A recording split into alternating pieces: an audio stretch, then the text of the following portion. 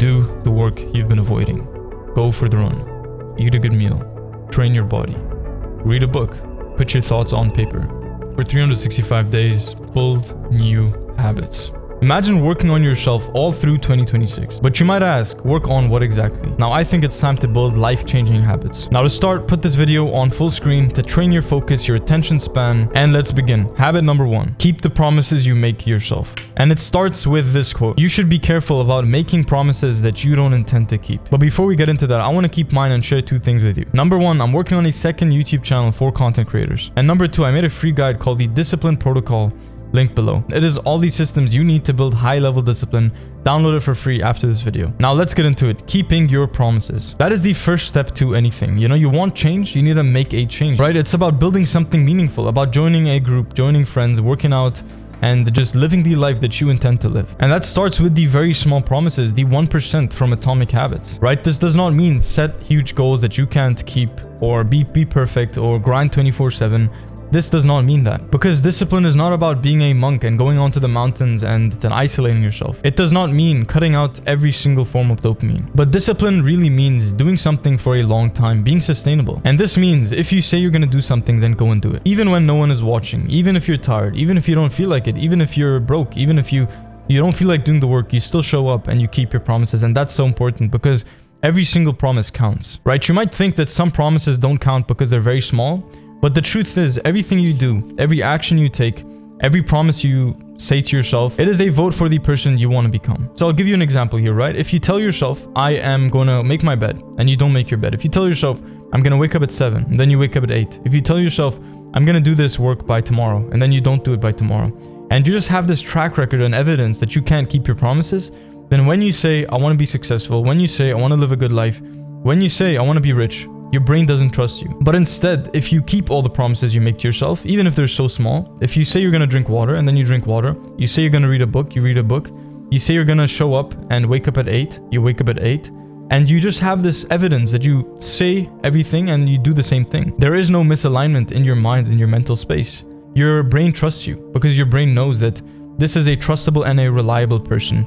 So that when you say, I want to be rich, when you say, I want to be successful, when you say, I want to hit this milestone, I want to achieve this goal, your brain trusts you, right? And that is so powerful. Now, if you watch these videos, it already means that you are in the top 1% of people in the world who are working towards a better life, who are working towards success, building productivity, building systems, and building the discipline that is going to unlock success in your life. Now, that takes me to habit number 2, track your energy. The energy journal. You see, most people actually just ignore how they feel throughout the day. But the top 1% performers actually realize and recognize their patterns for success, right? They do this so they can optimize not just their energy, but also their time, their decisions, the way they feel, and how they work. And what I'm talking about here is notice when you feel drained. Notice when you feel sharp. Notice when you feel motivated, when you don't feel motivated. Notice these patterns in yourself. That is what the top 1% do. Because if you know when you're feeling most sharp, then you can schedule your time blocks for work in that time. If you know when you feel drained, you can schedule something in your calendar that will actually help you feel better. Like something like a sport, something like exercise, something like going for a walk. And most people, they schedule tasks by the clock, by time, 1 p.m., 2 p.m., 3 p.m. But the top 1% actually schedule with time and energy, not just time. So tracking your energy and having this in a journal is so important. And it's one of the most underrated habits that people don't talk about, but actually sets you up for very great success. Now, all your goals actually start in a journal just like this. They start on paper. They start with just a couple of things written down, a couple of notes, a couple of things that you write about yourself. That is where success starts. It doesn't start with the big things. It starts with the 1%. It starts with the 1 page that you read, the 1 paragraph that you journal, the 1 thing that you do, the 1 time you said you were going to go for a run and you went for a run, the time you told yourself you would make your bed and you made your bed. And that is tracking your energy, knowing exactly what goes in and what goes out, right? Analyzing your inputs and your outputs. Because when you start paying attention, you will see exactly when you should work and when you shouldn't work. You see, I used to work at night. I used to edit videos at night, manage things at night. And the problem with that is I realized I wasn't productive. And every time I just worked late into the night, I would sleep late. And when I sleep late, I wake up late. And if I wake up late, then I already have a late start to the day and I'm already feeling behind. So what I started to do is I have a shut off period at night. After 8 p.m., I don't do any more work and I just sleep. And I wake up the next day, sleep early, wake up early, and I start fresh. I start with this positive productive mind. So for this habit, take out a journal and just write down when you feel most productive, when you feel drained, when you feel motivated, when you feel demotivated, and understand your energy cycles. Habit number 3 is work relentlessly. This is effort stacking. So just imagine planting a seed in a field. Every day you water these seeds just a little bit, and some days nothing seems to happen, but you consistently just water this field and you just take care of it. Nothing happens day after day after day. But after months of consistent care, of consistent watering, the field actually starts bursting into life. You start seeing flowers, you start seeing fruits, and that's exactly what hard work actually does. You know, it stacks invisible advantages until one day they're not invisible anymore and the world sees it and calls you lucky. You see, work is like depositing coins in a bank you can't see. Each deposit is small, invisible, almost frustrating.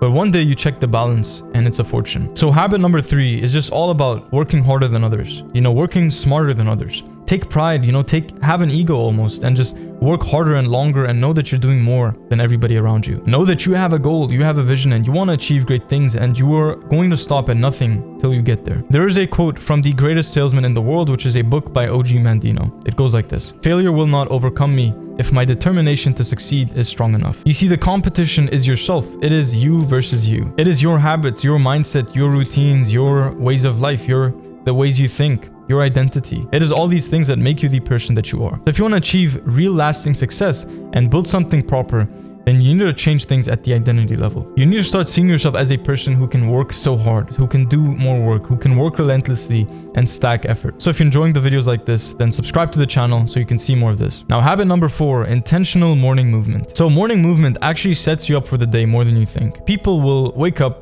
do no movement, and just get straight to work. But there are things you can do, like lymphatic hops, like meditation, like stretching, like just hanging on a pull-up bar. And all these things are super helpful because chances are you're going to be working on a chair the whole day. You're going to be sitting down for, a couple hours at a time, and you just need movement. The body needs to move, and if the body feels stuck, then the mind is going to feel stuck as a result. If you want mental clarity, you need physical clarity. You need to release tension in your body in order to release tension in your mind. Because the truth is, the mind and the physical, the mind and the body, they are more interlinked than you think. So intention is the most important part here. Doing things with great intention is going to set you up for success. And what I noticed with myself is as soon as I started actually stretching and doing light movement, it doesn't have to be exercise or training, but doing movement before I started working, my work improved. I started to be more focused, less distracted, and more intentional with what I was doing. And that's simply because the mind follows the body. Habit number 5 is breathing/breathwork. So through the day, at specific times, morning, night, for 15 minutes, for 1 minute, for 1 hour, do breathwork. This involves doing something like the Wim Hof method, or you can just breathe very deeply, slow down your breath, control your breath, and just allow yourself to actually breathe, right? You need breath to fuel you, to give you the oxygen that your mind needs.